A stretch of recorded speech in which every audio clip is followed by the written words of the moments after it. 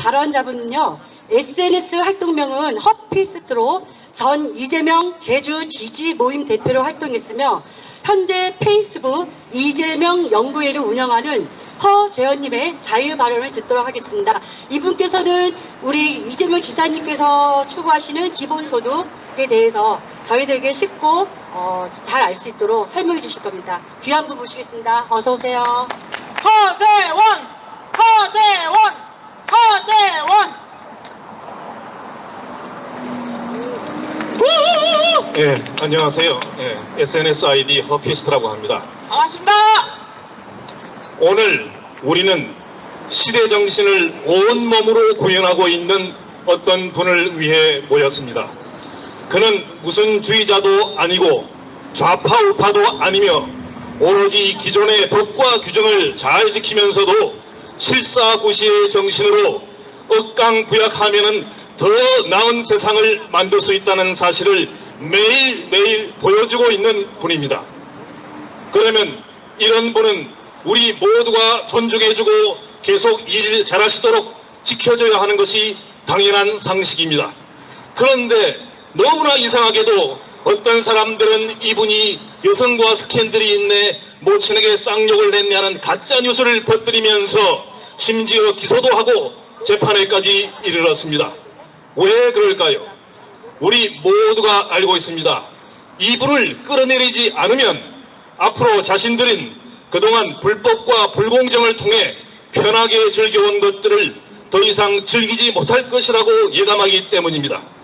그러기에 그들은 충무공을 죽이려고 했고 조광조를 죽였고 정조를 죽였으며 노무현도 죽인 것입니다. 그들은 이제는 이분을 끌어내리려고 터무니없는 중상 비방을 하며 안간 힘을 쓰고 있습니다. 위대한 우리 국민들은 지난 2016년 촛불혁명으로 마침내 축적된 온갖 모순을 해소하려는 담대한 발걸음을 내딛었습니다.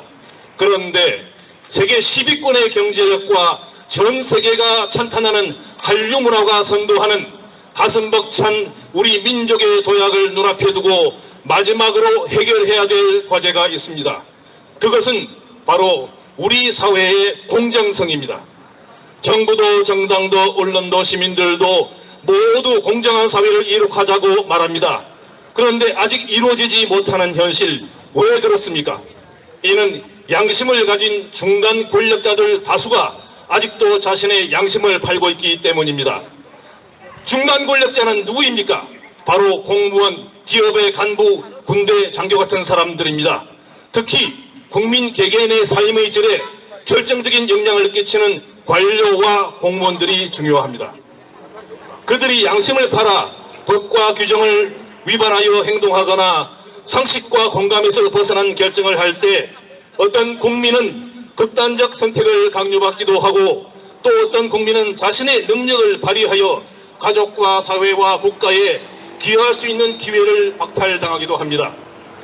임진왜란 무렵 선조는 백성들에게 인기 있는 이순신으로부터 자신의 권력이 위협받을까봐 두려웠지만은 국가 누란의 위기에서 너무나 우수한 인재를 발탁하지 않을 수 없어 마지못해 이순신을 등용했는데 해안과 예지력을 지닌 유성룡의 강추로 이순신을 초고속 승진시켜 삼도수군 통제사로 임명하였습니다.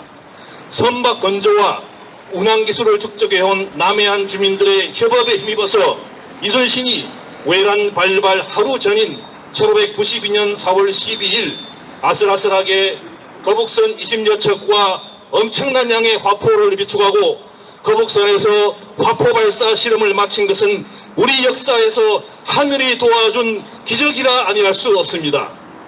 그러한 충무공의 백전백승 덕택에 나라를 지킬 수 있었음에도 선조는 나중에 전투 현장에 지휘관을 무시하고 무모한 작전 명령을 내리기도 하고 원균이 이순신에게 가하는 터무니없는 비방을 두둔하기도 했으며 마침내 명령불복종으로 갓도를 놓쳤다며 해임하고 투옥하고 고문까지 가하더니 차명을 하기로 마음먹었습니다. 이때 양심적이고 힘있는 중간 권력자였던 유성룡과 권율, 이덕형도 나서지 못하고 침묵하였으나 오로지 판중추 부사 정탁이라는 사람이 용기 있게 나서서 이렇게 말했습니다. 이순신은 명장입니다. 죽여서는 안 됩니다. 현지 지휘관의 결정이 전쟁에 이로운지 해로운지는 먼 곳에서는 헤아릴 수 없습니다. 이순신이 그때 갓도와의 전투에 나서지 않은 것은 필시 무슨 뜻이 있어서일 것입니다. 너그럽게 용서하시어 뒷날 나라에 큰 공을 이루게 하소서. 정탁 덕분에 충무공 이순신은 사형을 면하고 다시 구국의 전투에 나서게 된 것입니다. 이순신이 외란 하루 전날에 전투태세를 완비한 첫 번째 기적에 이어서 우리 민족이 살아남게 되는 또 한 번의 기적이 일어났던 것입니다. 조선 말기 실학자들은 어땠습니까? 당시 일본에 앞서서 얼마든지 서양 선진 과학기술을 받아들여 더 빨리 개화하고 국력을 축적할 수 있는데 기여할 많은 실학자들이 있었지만 당시 진보적이라고 하던 정조와 조정도 그들을 활용하지 못하고 천주교가 나라의 전통을 파괴시킨다는 이유로 실학자들을 탄압했습니다. 당시 실학자들이 보호되고 국력 축적에 기여할 수 있었다면 이후에 일제 식민지화는 없었을지도 모릅니다.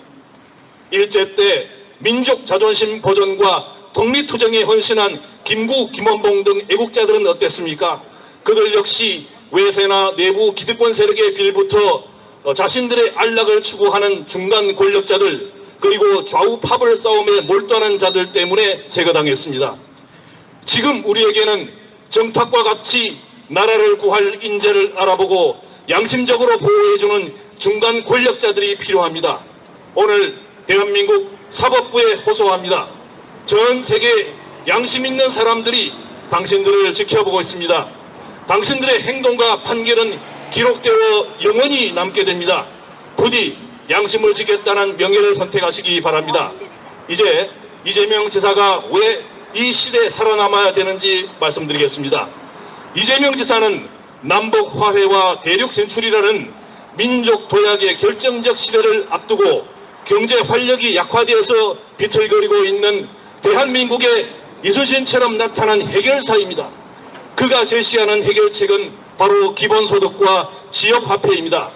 기본소득은 이제 국제기구와 저명한 세계의 경제학자들도 지지하는 경제정책입니다.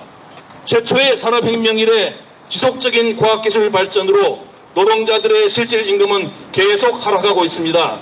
곧 닥쳐올 4차 산업혁명으로 로봇과 인공지능이 노동의 많은 부분을 대체하게 되면 임금 수준의 문제가 아니라 고용 자체가 극도로 줄어들게 될 것입니다.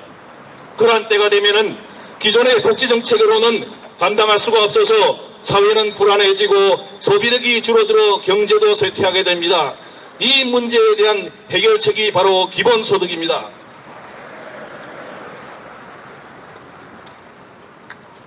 매월 일정 금액을 국민 개개인 모두에게 계속 지급하면 이 돈으로 술 먹고 마약 먹는 게 아니라 자신과 가족의 더 나은 미래를 위한 준비에 주로 투자한다는 것이 그동안의 외국의 실험으로 입증되고 있습니다.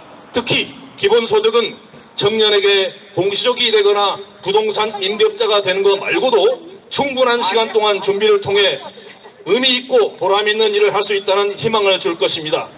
대기업들은 금고에 쌓아놓은 수백조 원의 자금을 투자하지 않는 이유가 수익성 있는 사업을 찾을 수가 없어라고 말합니다. 그런데 전 국민 기본소득 지급으로 소비가 활성화되면 대기업들도 투자를 늘리게 됩니다. 투자가 자동화된 산업에 주로 몰린다 해도 경제는 활성화될 것이며 투자 대비 고용이 적게 된다 해도 기본소득 덕택에 국민들은 최소 수준의 소비 생활이 가능해집니다. 기본소득의 재원으로는 다양한 아이디어가 나오고 있는데 가장 현실적인 소스는 국토 보유세입니다. 거주와 산업 목적 이외의 토지에 대해 적지 않은 세금을 부과하면 기본소득 지급에 필요한 충분한 자금을 마련할 수 있습니다. 기본소득은 지역화폐로 지급하면 더 큰 지역경제 활성화 효과를 볼 수 있습니다. 이미 많은 지자체가 이재명 지사의 선도적 성과에 힘입어 지역화폐를 활용하고 있으므로 기본소득 지급만 시작되면 지역화폐와의 연계 효과가 나타날 것입니다. 우리 경제가 독일 같은 유럽 선진국처럼 강해지려면 기본소득과 지역화폐만으로는 불충분합니다. 반드시 동반되어야 할 것이 중소제조기업에 대한 보호정책입니다. 독일, 일본, 대만의 경제가 강하고 많은 고용을 유지할 수 있는 이유는 중소제조업이 잘 되기 때문이고, 잘 되는 이유는 바로 중소제조업 보호정책이 잘 되고 있기 때문입니다. 경제가 발전하면 물가와 인건비가 상승하는 것이 불가피합니다. 선진국이 다 그렇습니다. 현재 우리나라 최저임금이 세계 최고 수준이라고 하는 것은 가짜 뉴스로 판명되었습니다. 진실은 현재 OECD 평균 수준입니다. 그러므로 중소제조업체가 경쟁력의 압박을 돌파하기 위해서는 인건비를 줄이는 게 아니라 다른 방법, 즉 기술 개발이나 디자인, 유통, 제조 방식에서의 혁신을 추구해야 합니다. 그러나 이러한 혁신을 달성해도 대기업이 막강한 자금력과 로비력으로 중소기업의 혁신을 탈취해가면 중소기업은 좌절하고 맙니다. 따라서 이러한 일이 일어나지 않도록 대기업의 불공정 행위에 대해서 강력 처벌하는 법 규정을 완비하고 실행해야 합니다. 이렇게 경쟁력 있는 중소제조기업들이 살아남고 활성화되어야 대기업과의 협력을 통해서 한국 상품이 경쟁력을 강화할 수 있습니다. 이것이 바로 억강부약입니다. 억강부약이라는 것이 부자들 돈 뺏고 대기업 죽이자는 게 아닙니다.